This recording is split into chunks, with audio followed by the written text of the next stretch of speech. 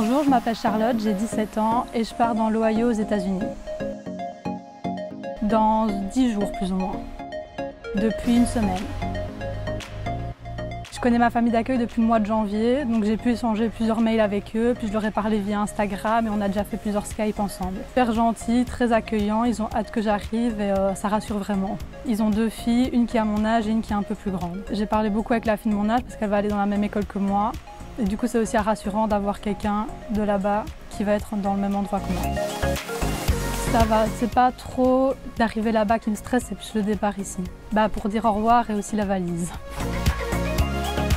Il y a quelques années, une fille était venue dans mon école. Elle partait, elle, en Afrique du Sud. Elle nous avait un peu expliqué ce qu'elle faisait. Ça m'était resté dans la tête. Et j'ai un ami qui est dans ma classe qui est parti quand j'étais en 5e secondaire, 3 mois en Australie avec la WEP. Il m'a dit que c'était très bien encadré et qu'il avait beaucoup aimé. Et du coup, j'ai commencé à me renseigner et c'est comme ça que je me suis lancée. Une langue en plus, je vais découvrir une nouvelle culture, je vais rencontrer des gens et de la maturité. Je voudrais fêter Thanksgiving, Halloween et le bal de promo. Vraiment grand avec tout le monde en robe, en costume, une grosse fête. Ça a été un peu les montagnes russes. Un coup j'étais sûre de partir et quelques temps après je me disais non c'est mort, je vais pas y aller. Pour moi ça s'est stabilisé quand j'ai su que l'ambassade avait réouvert. Et quand j'ai reçu le détail de mes vols, là pour moi ça a été mieux, mais c'est vrai que ça a été compliqué à gérer parce que je me suis posé la question de comment ça va être sur place. Est-ce que ça va être pareil qu'ici? Est-ce qu'il y aura plus de mesures, moins de mesures? J'ai eu des réponses, donc ils vont faire une partie en ligne, les cours, et une partie en réel.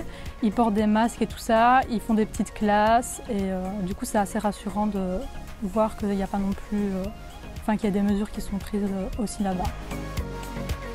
Mes parents, ils sont très contents pour moi. Ils pensent aussi que c'est une très bonne opportunité. Mon père est parti comme ça plusieurs fois longtemps pour son travail. Il m'a toujours dit que ça apportait que du positif et tout ça. Mon frère, pour le moment, il est content parce qu'il se dit « Ah, je vais être tout seul, ça va être bien ». Mais il commence aussi à se rendre compte et je crois qu'il est aussi triste et un peu inquiet, quoi. C'était vraiment bien, c'était un peu tout style de jeu et d'activité un peu ludique, c'était vraiment chouette parce qu'aussi on a pu rencontrer du coup les autres étudiants d'échange. On a parlé entre nous et on s'est un peu rassurés les uns les autres sur nos questions par rapport au coronavirus et aussi au départ et là-bas. Et c'était assez chouette. On a un groupe sur Instagram où on parle comme ça assez souvent si on a des questions, de comment on se sent et tout ça.